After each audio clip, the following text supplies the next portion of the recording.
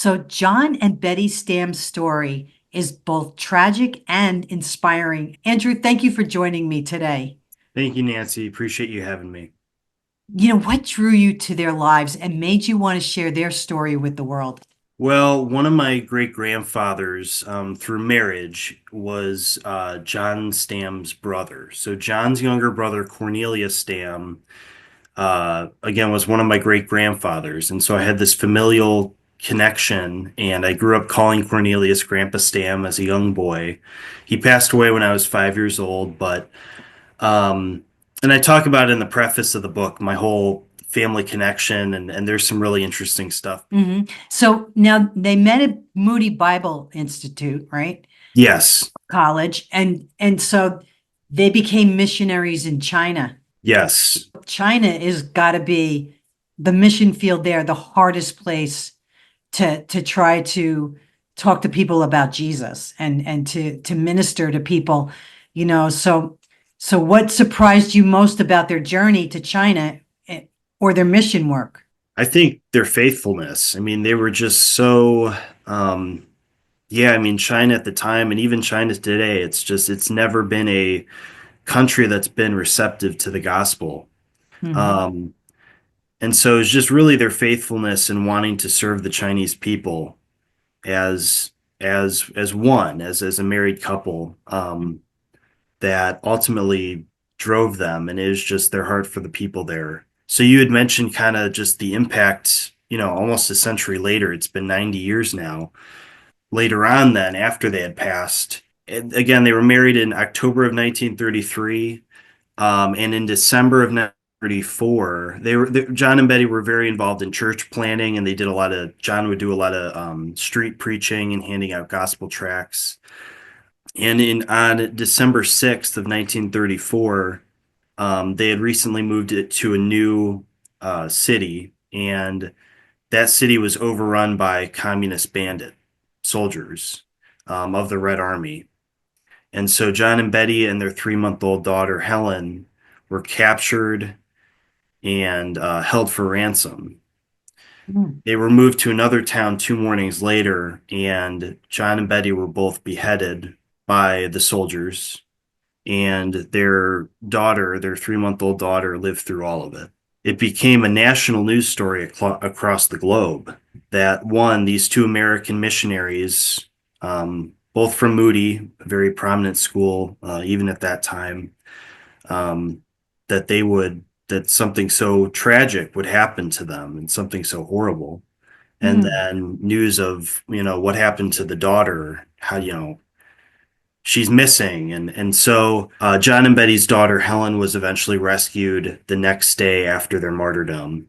They were martyred on December 8th, and then Helen was rescued about 30 hours later on December 9th by a Chinese pastor who is friends with the Stams. So it was such a big story about their faithfulness and how God ultimately did provide for this child. It reached so many people that their Mm. story encouraged and inspired many in America and abroad to just become missionaries and serve where they can.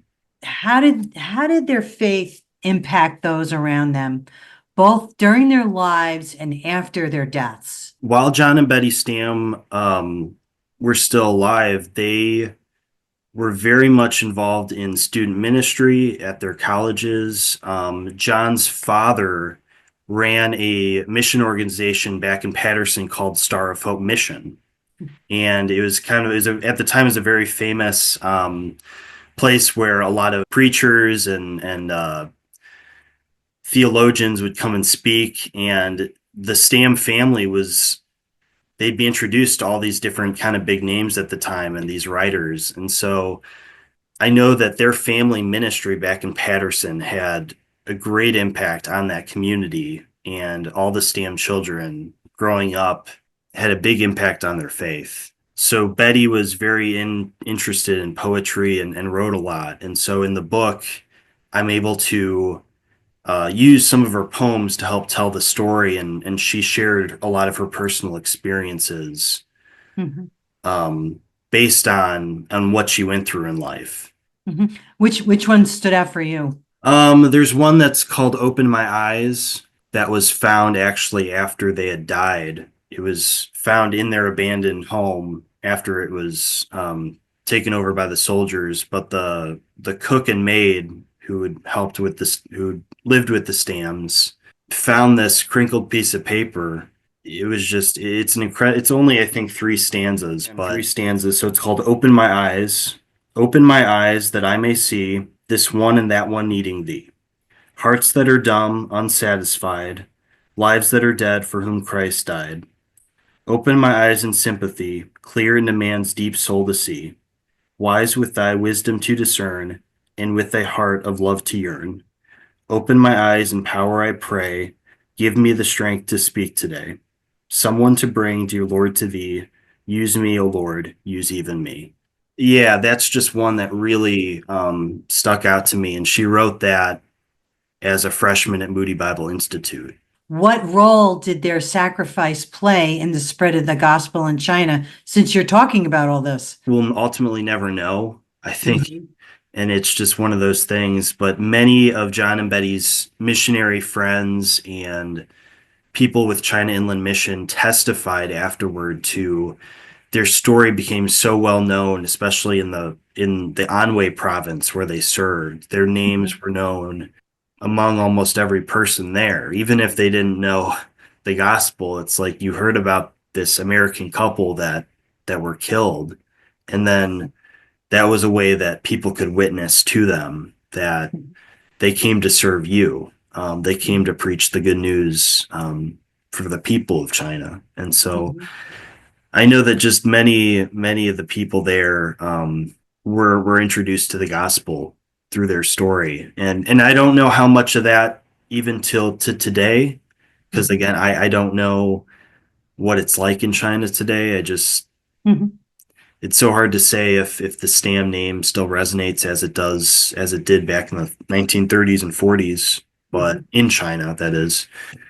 But I do know that many Chinese Christians are familiar with the Stam name. So I'm Yeah. grateful for that, and I'm just very encouraged by it. Yeah, they laid down so many seeds while they were there, left so much behind them, right? And it's so amazing. So, how has sharing their story changed your perspective on faith, their sacrifice or calling? I'm still trying to grasp it because it's so. I'm about the age. I mean, I'm in my mid 20s, so I'm about the age, when John and Betty went to China, and I'm thinking, okay, where am I at in my own life, in my own faith? I don't see myself as being an overseas missionary, but God put it upon my heart to share their story, and so I'm grateful for God using those seeds that He planted, and all those associated with their story that they helped tell to bring me to this point. And I'm grateful that God put Cornelia Stam in my own family's life for whatever reason. Maybe it was to share this book and this story for a new generation, but they've definitely impacted my own faith and wanting to just be obedient Mhm. wherever God is going to call me to. And I'm still very encouraged by their story, and just grateful to God for allowing me to share it. Mhm. Well, you can get the book by life or by death, The Life and Legacy of John and Betty Stam.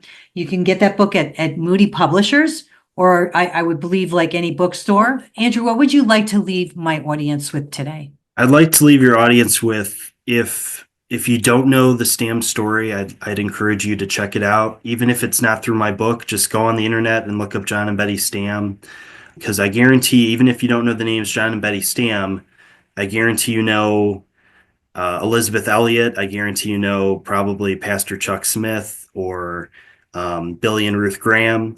And those were all people that the Stam story impacted.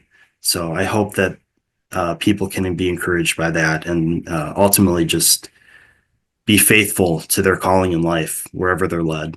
Thanks for tuning in. And if you enjoyed this interview, I'd love to hear your thoughts. Put them in the comments below. Until next time, let's give all glory and honor to King Jesus.